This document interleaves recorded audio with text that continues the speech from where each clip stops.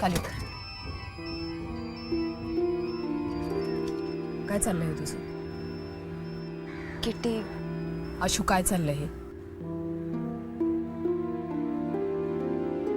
मान वर कर. आशू मान वर कर.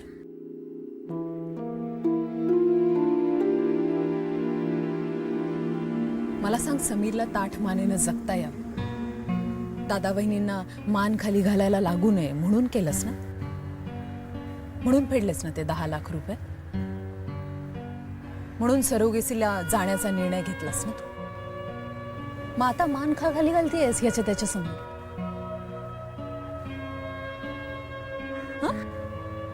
Ashu, I really hate it. Please take a stand. Please take a stand. इस पार नाही तो उस पार. एक तर सगळ्यांना सरळ सगळं खरं सांगून टाक, नाही तर नीट खोटं तरी बोल प्लीज. किती दिवस लपून ठेवणार आहेस हे सगळं? अगं, प्रेग्नन्सीचे पुढचे महिने तू कसं, किती वेळा आणि कुणाकुणाशी कशा पद्धतीने खोटं बोलणार आहेस? आणि हे सगळं करण्यासाठी तू आधी जिवंत राहायला हवं ना? हे सगळं करून तू जिवंत राहणार आहेस? आत्या काहीतरी बोलली, झाली जीवाची तडफड. दादा वहिनी काय बोलतील म्हणून जीवाला घुसमटून घ्यायचं. पुढे तो समीर काय विचार करणार आहे या विचारात सुधारायचं. तो वरचा देव तरी तुला कशी मदत करणार आहे आशू? आणि वरच्या देवाचं जाऊ दे, ह्या बाळाचं काय?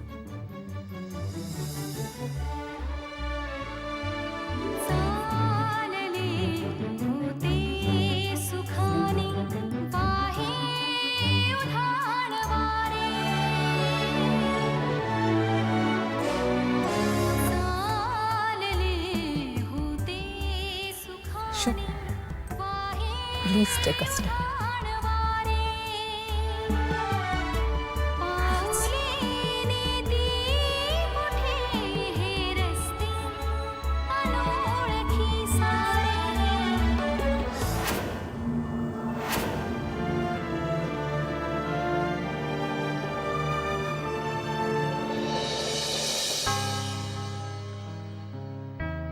चहा.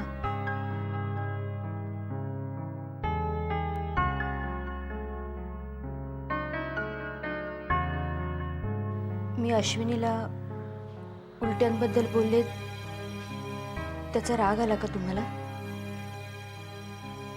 मी असं एकदम नको होतं बोलायला तिला.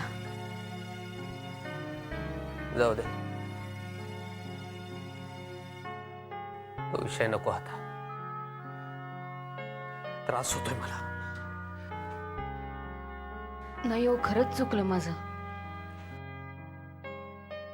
पण माझ्या मनाचं समाधानच होत नाहीये. अश्विनीला चक्कर काय येते, ती नमिता प्रधान भेटते काय तिला, 2 दिवस स्वतःच्या घरी काय घेऊन जाते, आणि साधं आपल्याला कळवत सुद्धा नाही. सगळंच विचित्र आहे. आणि ती किटी धड काही बोलायला पण तयार नाही. ठेवते ठेवते घाई सगळेच घाईची. त्या सगळ्या गोंधळात ना अश्विनीचे पैसे द्यायचे राहून गेले.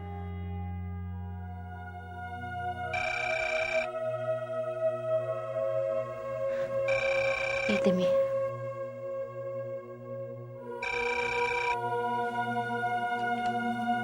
हॅलो, इन्स्पेक्टर होळकर बोलतो. एक मिनिट. हा, अहो इन्स्पेक्टर होळकर.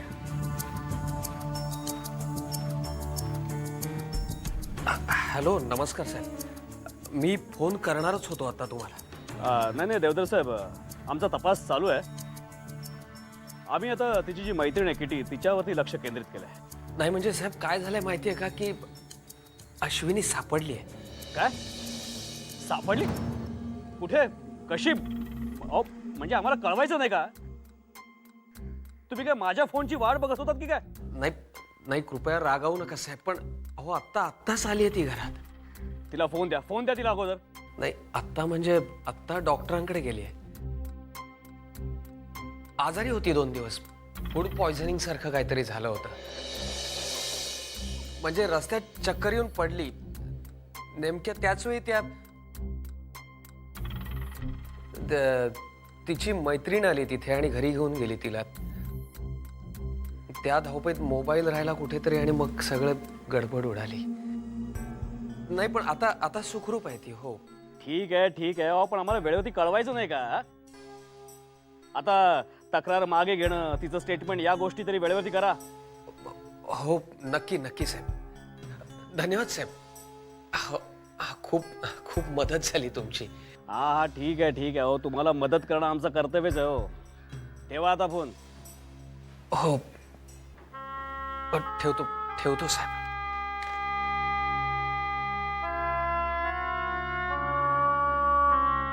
नाव का नाही सांगितलं नमिता प्रधानचं?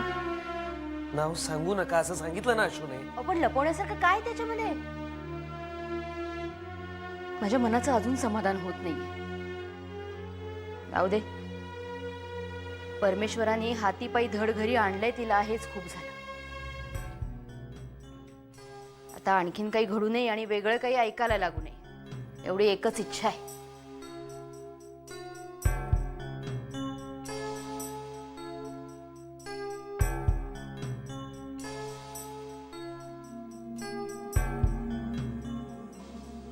काय माणसं असतात बघितलं? ही तुमची देवधर फॅमिली. जेव्हा पोरगी हरवली होती तेव्हा हातापाय पडवते, रडवते. आता पोरगी सापडली तर तक्रार मागे घेणं तर दूरच, पण साधा फोन करून कळवलं पण ना आपल्याला. विचारलं तर काहीतरी थातूर मातूर उत्तर देतात. कुठे सापडली साहेब? कुठे सापडणार मांडरे, मैत्रिणीकडे होती. काय झक मार होती तिकडे देव जाण. चालेल, यांच्या फालतू गोष्टीसाठी आपण आपलं रक्त आठवायचं.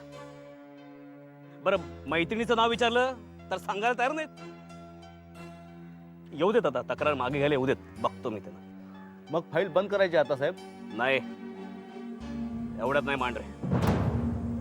जोपर्यंत ती कुठे होती, का होती आणि तरी सुद्धा कुणाच्याही संपर्कात का नव्हती हे मला कळणार नाही ना, तोपर्यंत फाईल बंद करायची नाही. येऊ देत आता, बरोबर बघतो तिला.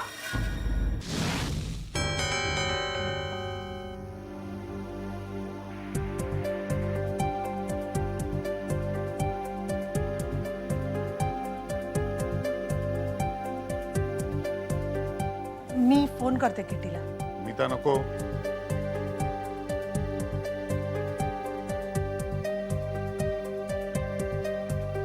अरे पण आता किती वेळ झालाय? आशूला आणायला कधीच गेले ते. मी फोन करणार तिला. गीता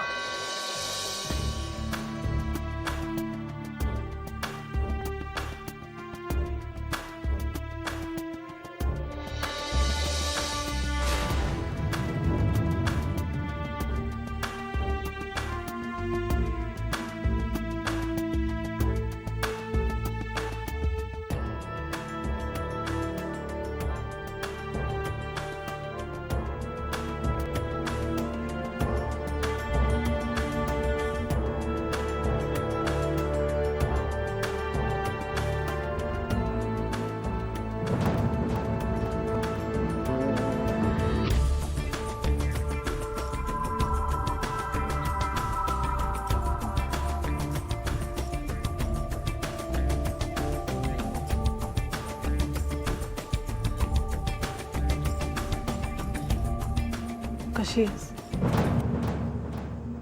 ताराबाई, लिंबाचं सरबत घेऊन या. बस ये.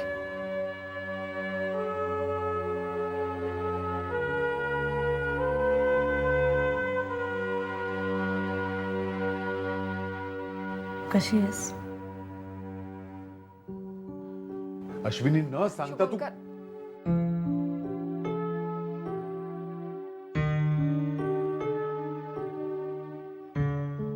नमिता,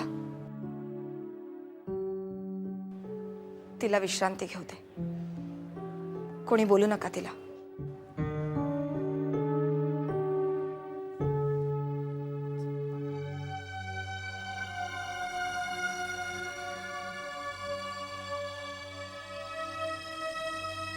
मला काहीतरी बोलायचंय.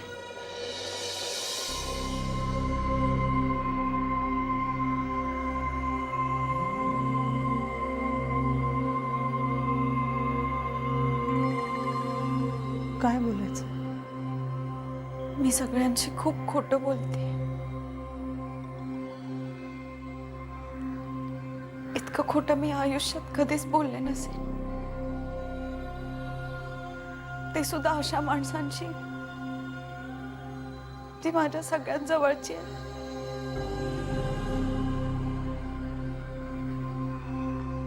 आज दादाबाईंना भेटले तेव्हा मला हे कळून चुकलं. मी त्यांना नाही बसवू शकत.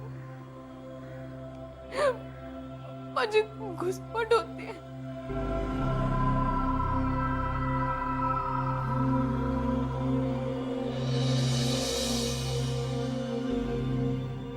मी नाही खोटं बोलू शकत.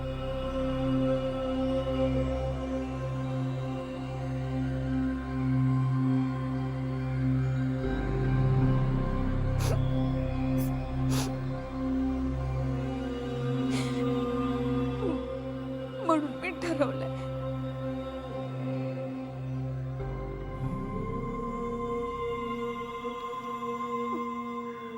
ठरवलंय, की तुम्हाला दिलेला शब्द पूर्ण होईपर्यंत मी स्वतःला या सगळ्यांपासून पूर्णपणे तोडून टाकेन.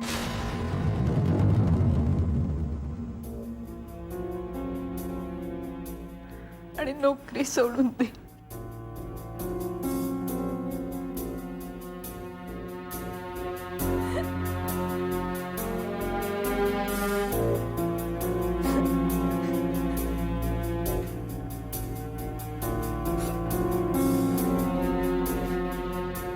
अशू, मला माहितीये हा निर्णय घेताना तुला खूप त्रास झाला असणार, पण आताची ही परिस्थिती पाहता तुझा हा निर्णय योग्य आहे ग. तो फक्त तुमच्यासाठी मिसेस प्रधान.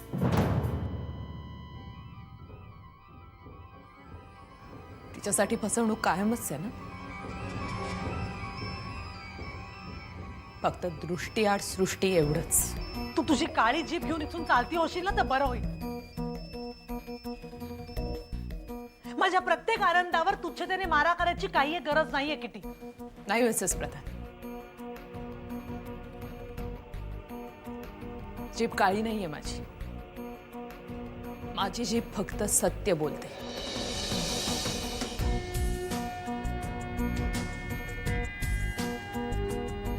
आणि सत्य हे नेहमी तुमच्याच बाजूने असेल असं नाही. त्यामुळे माझ्या सत्याच्या काटेरी कुंपणात तुमची शिफॉनची साडी जर अडकून फाटली ना, तर तुम्ही दोष त्या काटेरी कुंपणाला देता. किती तू तिकडं जाणार आहे मी, जाणार आहे, थांबणार नाही.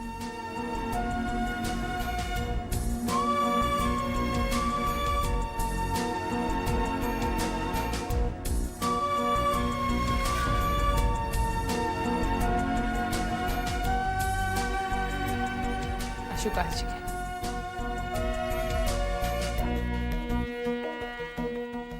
आणि एक गोष्ट कायम लक्षात ठेव, मी नेहमी तुझ्या बरोबर.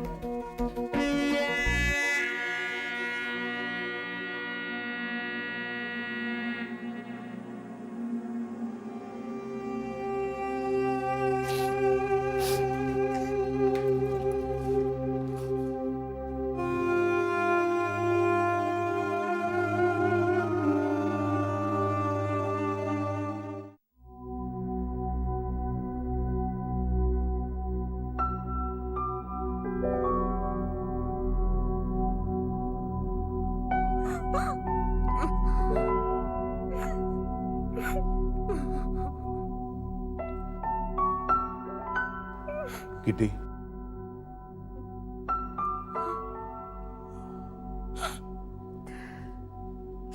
Thank you very much kitty.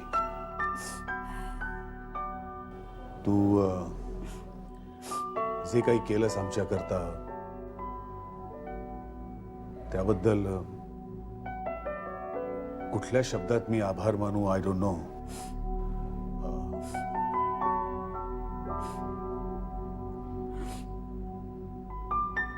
हे ठेव.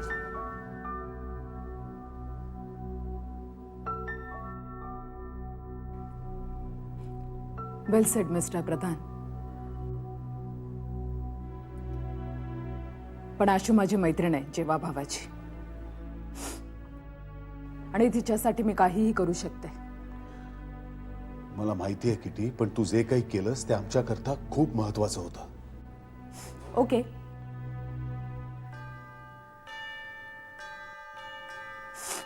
तुमच्यावर माझं एक उधार राहील असं समजा.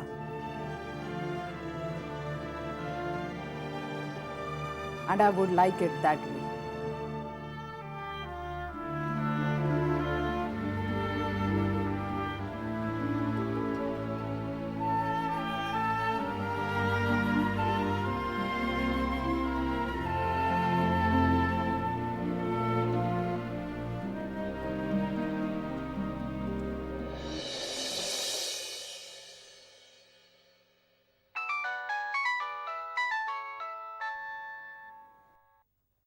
हा दादा बोल. मीरा, अश्विनी आली परत. आली? कशी आणि कुठे गेली होती ती? अगं हे बघ, या सगळ्या गोष्टींविषयी आपण नंतर बोलूया. मला सांग की अश्विनीला हो हो, मी पोचतेच आहे हॉस्पिटलमध्ये. अगं हॉस्पिटलमध्ये नको, घरीच ये तू, कारण अश्विनी घरीच आहे. अरे पण दादा. आय नो, तुझ्या डोक्यात खूप प्रश्न आहेत, खूप विचारायचं आहे, खूप बोलायचं आहे आपल्याला. पण अगं आत्ता जरा घाईत आहे, मी ऑफिसला चाललोय. 2 दिवस कामाकडे दुर्लक्षच झालंय, त्यामुळे आज जायलाच पाहिजे. बर ठीक आहे. But I am relieved like anything. Okay okay, bye bye. Palash, Ashu आली घरी. ग्रेट. म्हणजे आता नमिताचं बीपी नॉर्मल आलं असेल. हे जोक सपाट, पण आपल्यालाच ऐकून किती बरं वाटलंय. वन कॅन इमॅजिन नमिताला किती हायसं वाटलं असेल. बरं, आशूची तब्येत कशी आहे आता? ठीक असावी, पण मी जाऊन बघते. निघतेच आहे मी आत्ता लगेच. अरे हां, मिहीर पण घरातच आहे. तू थांबतोस का थोडा वेळ? नाही. अरे पलाश. हे बघ, घरात तूही थांबणार नाहीयेस, मीही थांबणार नाही, आणि मिहीर सुद्धा थांबणार नाहीये. म्हणजे काय? अगं सॉलिड आहेस तू. तू नमिताकडे चाललीस ना. हो, तू मिहीरला घेऊन जा ना. माझ्या डोक्यातच आलं नाही रे हे. तू निघालास तरी चालेल, मी त्याला घेऊन जाते. चल बाय, निघतो मी. बाय. बाय.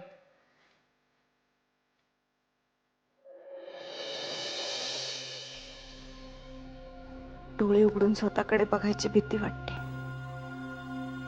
आरशात दिसेन ती मीच असेन का?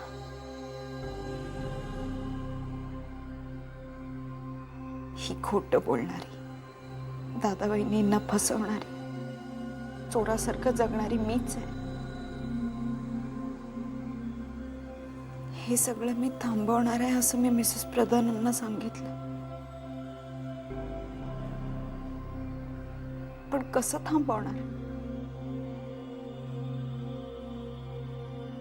पुढचे 6-7 महिने काय करणार आहे मी इथे नाहीच आहे असं सांगायला लागेल दादा वहिनींना, दातार काकांना. जास्त पगाराची नोकरी मिळते म्हणून मी जाते असं सांगू का? एक खोटं लपवण्यासाठी 1000 वेळा खोटं बोलावं लागतं, हे किती खरं आहे? सगळ्यांपासून दूर जाण्यासाठी एवढं मोठं खोटं बोलायला नाही जमणार मला, नाही जमणार.